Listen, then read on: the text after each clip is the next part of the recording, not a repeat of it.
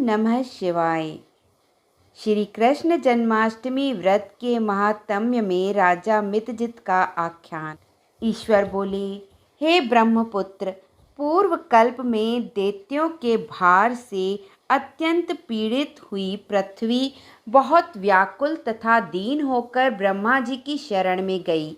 उसके मुख से वृतांत सुनकर ब्रह्मा जी ने देवताओं के साथ क्षीर सागर में विष्णु के पास जाकर स्तुतियों के द्वारा उनको प्रसन्न किया। तब नारायण श्री हरि सभी दिशाओं में प्रकट हुए और ब्रह्मा जी के मुख से संपूर्ण वृतांत सुनकर बोले, हे देवताओं, आप लोग डरे मत। मैं वसुदेव के द्वारा देवकी के गर्भ से अवतार लूँगा और पृथ्वी का संताप दूर करूँगा। सभी देवता लोग यादवों का रूप धारण करें, ऐसा कहकर भगवान अंतर्ध्यान हो गए। समय आने पर वह देवकी के गर्भ से उत्पन्न हुए।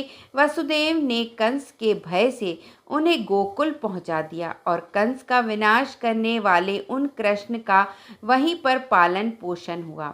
बाद में मथुरा में आकर उन्होंने अनुचरों सहित कंस का वध किया।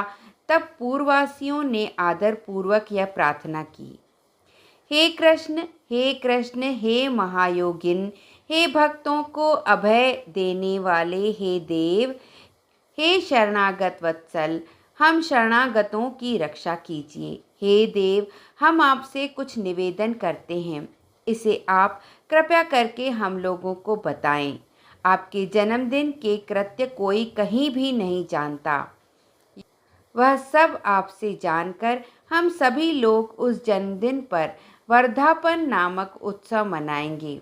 अपने प्रति उनकी भक्ति, श्रद्धा तथा सौहार्द को देखकर श्री कृष्ण ने अपने जन्मदिन के संपूर्ण कृत्य को उनसे कह दिया। उसे सुनकर उन पूर्ववासियों ने भी विधान पूर्वक उस व्रत को किया।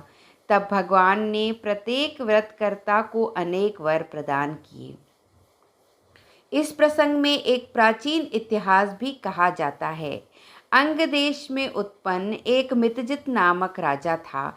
उसका पुत्र महासेन सत्यवादी था तथा सतमार्ग पर चलने वाला था।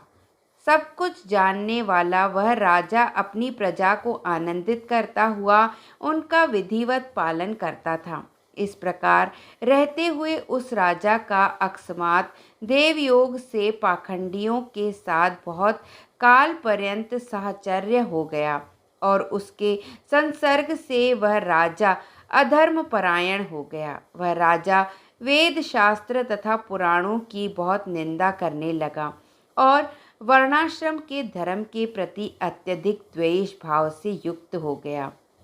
हे मुनि श्रेष्ठ, बहुत दिन व्यतीत होने के पश्चात काल की प्रेरणा से वह राजा मृत्यु को प्राप्त हुआ और यमदूतों के अधीन हो गया।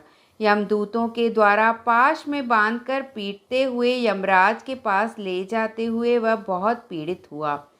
दुष्टों की संगति के कारण उसे नरक में गिरा दिया गया और वहाँ बहुत समय तक उसने यातनाएं प्राप्त की।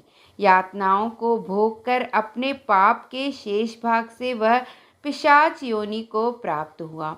भूख व प्यास से व्याकुल वह भ्रमण करता हुआ मारवाड़ देश में आकर किसी वैश्य के शरीर में प्रवेश करके रहने लगा। वह उसी के साथ पुण्यदायिनी मथुरापुरी चला गया। वहाँ पास के ही रक्षकों ने उस पिशाच को उसके गृह से निकाल दिया। तब वह पिशाच वन में तथा ऋषियों के आश्रम में भ्रमण करने लगा। किसी समय देवयोग से श्री कृष्ण जन्माष्टमी के दिन व्रत करने वाले मुनियों तथा द्विजों के द्वारा महापूजा तथा नाम संकीर्तन आदि के साथ रात्रि जागरण किया जा रहा था। वहाँ पहुंचकर उसने विधिवत सब कुछ देखा और श्री हरि की कथा का श्रवण किया।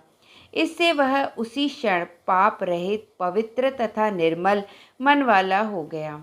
वह यमदूतों से मुक्त हो गया और प्रेत योनि छोड़कर विमान में बैठ दिव्य भोगों से युक्त हो विष्णु लोक में पहुंच गया।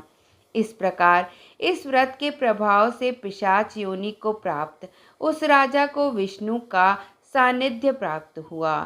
तत्वदर्शी मुनियों ने पुराणों में इस आश्वत तथा सार्वलौकिक व्रत का पूर्ण रूप से वर्णन किया है। सभी कामनाओं को पूर्ण करने वाले इस व्रत को करके मनुष्य सभी वांछित फल प्राप्त करता है। इस प्रकार जो कृष्ण जन्माष्टमी के दिन इस शुभ व्रत को करता है वह इस लोक में अनेक प्रकार के सुखों को भोगकर शुभ कामनाओं को प्राप्त करता है।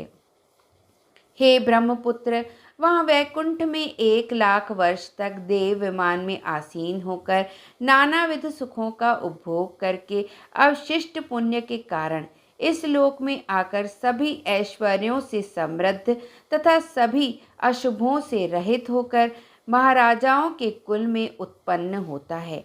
वह कामदेव के समान स्वरूप वाला होता है।